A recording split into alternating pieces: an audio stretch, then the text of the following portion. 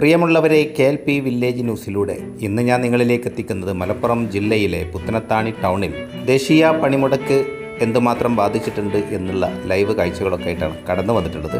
എന്തായാലും പുത്തനത്താണി ടൗണിനെ ദേശീയ പണിമുടക്ക് നല്ല രീതിയിൽ തന്നെ ബാധിച്ചു എന്നാണ് മനസ്സിലാക്കാൻ സാധിച്ചത്. അപ്പോൾ സിയാബ് ഭായ്, നിങ്ങൾ ഈ മൈക്കൊന്ന് പിടിച്ചാണേ. നല്ല വർക്കൗട്ട് കഴിഞ്ഞ് വന്നിരിക്കാൻ തോന്നുന്നുണ്ടല്ലോ. 5 മണി. അപ്പൊ നിങ്ങൾക്ക് ഇന്ന് ഹർത്താലായതുകൊണ്ട് നമ്മുടെ പുത്തനത്താണി ഒന്നായിട്ട് ബ്ലോക്കാണ്. ടൗണ് ഫുള്ളായിട്ടുണ്ട് ഓടി. മാനസാരനാണ് ഓടി. അതാണ് കാര്യം. റിയൽ റണ്ണേഴ്സ് എസ് ഐ ടീമൊക്കെ ഉണ്ടായിരുന്നു ഗസ്റ്റ് ആയിട്ട്.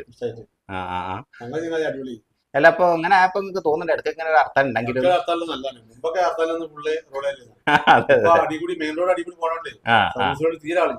അങ്ങനെയല്ല. പുത്തനത്താണി 90% കടകൾ അടഞ്ഞെടുക്കണം അല്ലേ? ഫുള്ളായിട്ട് ബ്ലോക്ക്. പിന്നെ ആരും തടയാനൊന്നും കാണുന്നില്ല. കാരണം തടയേണ്ട ആവശ്യമില്ല എന്നാ തോന്നുന്നു. കാരണം എല്ലാ പാർട്ടിക്കാരും ആവശ്യക്കാരാണ്. എല്ലാ ആളുകളും ഒരേ ശരിയാണ്.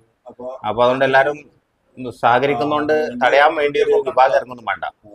അപ്പൊ അങ്ങനെയാണ്. അപ്പൊ എന്തായാലും ഈ ഹർത്താലായിട്ട് ബന്ധപ്പെട്ട് എന്താണ് ശിഹാബ്, അപ്പൊ നിങ്ങൾക്ക് നിങ്ങളുടെ സമയത്തുള്ള റിയൽ റണ്ണേഴ്സിന് ഈ ഹർത്താല് ഒത്തിരി ഉപകാരപ്രദമായി എന്നാ പറഞ്ഞത്. കാരണം ഇപ്പൊ അടുത്ത കാലത്തൊന്നും ഇങ്ങനെ ഓടിയിട്ടുണ്ടാവില്ല.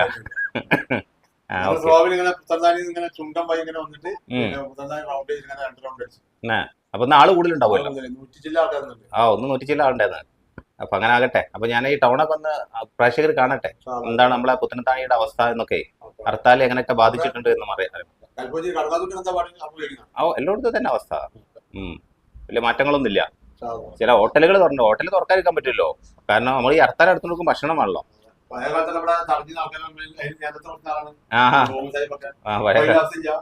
അതിന്റെ ആവശ്യമില്ല. ഇപ്പൊ സ്വസ്ഥായിട്ട് ആയിക്കോട്ടെ. കേന്ദ്ര സർക്കാർ തൊഴിലാളി വിരുദ്ധ നയങ്ങൾ പിന്തുടരുന്നു എന്ന തെറ്റായ നയങ്ങൾക്കെതിരെ പ്രതിപക്ഷ യൂണിയനുകൾ ആഹ്വാനം ചെയ്ത അഖിലേന്ത്യാ പണിമുടക്ക് ഇന്നലെ രാത്രി 12 മണിക്ക് ആരംഭിച്ചതാണ്.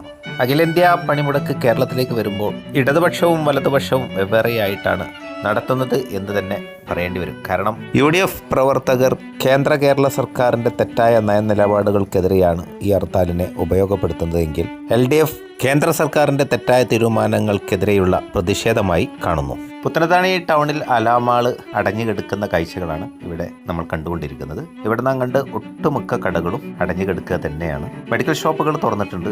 അതുപോലെ തന്നെ അപൂർവം ചില KSRTC ബസ് സർവീസ് നടത്തുന്നത് കാണുന്നുണ്ട്. അതുപോലെ തന്നെ പിന്നെ പ്രൈവറ്റ് വാഹനങ്ങളൊക്കെ ഓടിക്കൊണ്ടിരിക്കുന്നു. അത് കല്യാണവും മറ്റുമൊക്കെയായി ബന്ധപ്പെട്ട പ്രൈവറ്റ് ആവശ്യങ്ങൾക്കായിട്ടുള്ള യാത്രകളായിരിക്കും എന്നും കൂടി നമുക്ക് മനസ്സിലാക്കാൻ സാധിക്കും.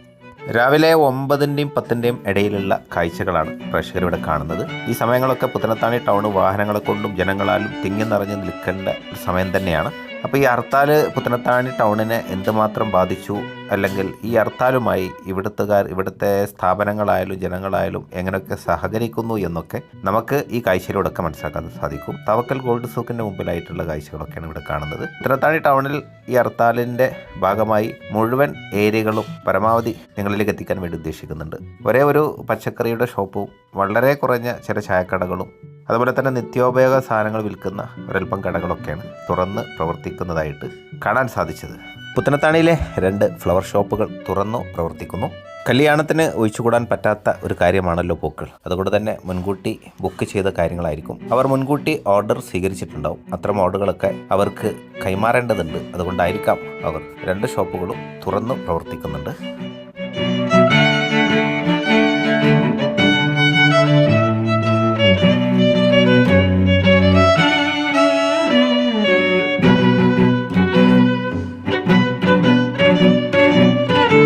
പുത്തനത്താണി സെൻട്രലിൽ നിന്നുള്ള കാഴ്ചയാണ്. അതായത് കൊട്ടകലിലേക്കും തിരൂരിലേക്കും വണ്ടികൾ പാസ് ചെയ്യുന്ന ആ ഒരു കോർണറിലുള്ള കാഴ്ചകളാണ് ഇവിടെ കണ്ടുകൊണ്ടിരിക്കുന്നത്.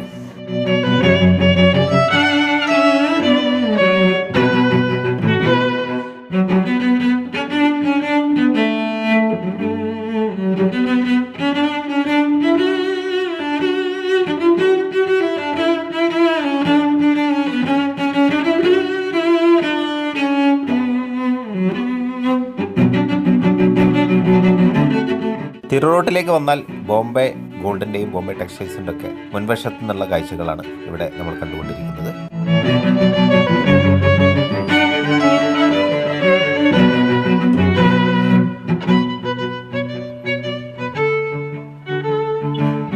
മെഡിക്കൽ ഷോപ്പുകളെല്ലാം തുറന്ന് പ്രവർത്തിക്കുന്നുണ്ട്. ഇവിടെ സബന മെഡിക്കൽസിൻ്റെ തൊട്ടടുത്തായിട്ട് KPS വെജിറ്റബിൾ സ്റ്റോർ തുറന്നിട്ടുണ്ട്. അതായത് പുത്തനത്താണിയിൽ തുറന്ന് പ്രവർത്തിക്കുന്ന ഒരു വെജിറ്റബിൾ ഷോപ്പ് കണ്ടത് ഈ ഒരു ഷോപ്പ് മാത്രമായിട്ടാണ് ഹർത്താലിൻ്റെ ദിവസം. പുത്തനത്താണിയിൽ നിന്നും തിരുനാവായിലേക്കും അതുപോലെ തന്നെ തിരൂരിലേക്കും പാസ് ചെയ്യുന്ന ആ ജംഗ്ഷനാണ് പഴയ സുന്നി പള്ളിയുടെ മുമ്പിലായിട്ടുള്ള കാഴ്ചകളാണ്. ഇത് ബൈപ്പാസാണ്.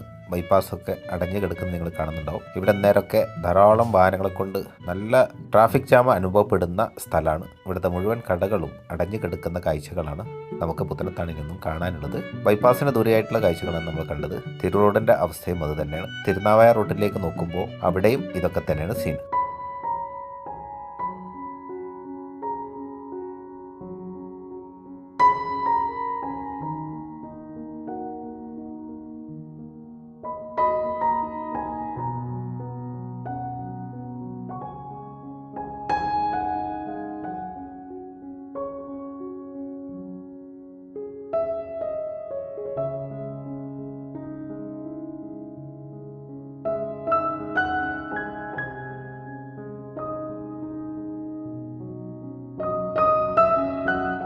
തിരുനാവായ റൂട്ടിൽ ഒരൽപ്പം താഴോട്ട് വരുമ്പോൾ പുത്തനത്താണി കാർഷിക നഴ്സറി തുറന്ന് പ്രവർത്തിക്കുന്നതായിട്ട് ശ്രദ്ധയിൽപ്പെട്ടു.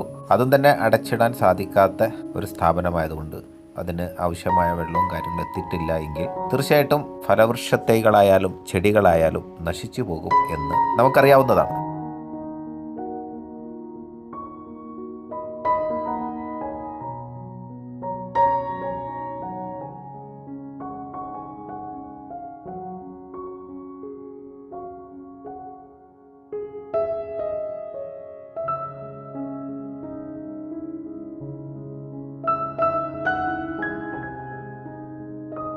പുത്തനത്താണി ബൈപ്പാസ് ഒരൽപ്പം താഴോട്ട് വരുമ്പോൾ നമുക്ക് കാണാൻ പറ്റുന്ന കാഴ്ചകൾ ഇതൊക്കെയാണ്. ബീഫ്, അതുപോലെ തന്നെ ചിക്കൻ, ഇവയൊക്കെ വിൽപ്പന നടത്തുന്ന കടകളുണ്ട്. അതുപോലെ തന്നെ ഫിഷ് മാർക്കറ്റും ഇവിടെ പ്രവർത്തിക്കുന്നുണ്ട്.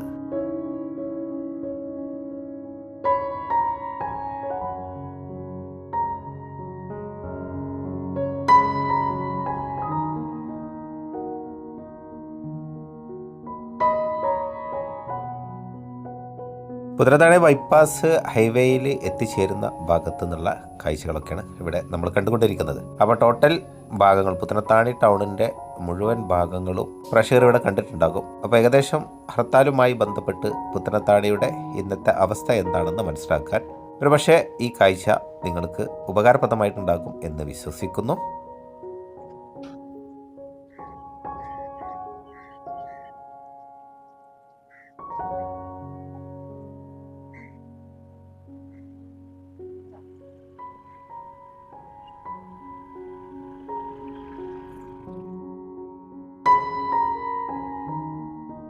പുത്തനത്താണി ജംഗ്ഷനിലെത്തുമ്പോൾ, അതായത് പഴയ വെയിറ്റിംഗ് ഷെഡിൻ്റെ ആ ഭാഗത്തൊക്കെ ആയിട്ട് എത്തിച്ചേരുമ്പോൾ ഉള്ള കാഴ്ചകളൊക്കെയാണ് ഇവിടെ നമ്മൾ കണ്ടുകൊണ്ടിരിക്കുന്നത്. എന്തായാലും പ്രിയമുള്ളവരെ, ഹർത്താൽ ദിനത്തിൽ പുത്തനത്താണി എങ്ങനെ ഹർത്താലിനോട് പ്രതികരിച്ചു, കടകമ്പോളങ്ങൾ എത്രമാത്രം പ്രവർത്തിച്ചു, വാഹന ഗതാഗതം എന്തുമാത്രം ഉണ്ടായിരുന്നു, ടൗണിൽ ജനത്തിരക്ക് എന്തുമാത്രം ഉണ്ടായിരുന്നു എന്നുള്ള വിവരങ്ങളൊക്കെയാണ് പ്രേക്ഷകരിലേക്ക് എത്തിക്കാൻ വേണ്ടി ശ്രമിച്ചത്. Thank you for watching. Jai Hind.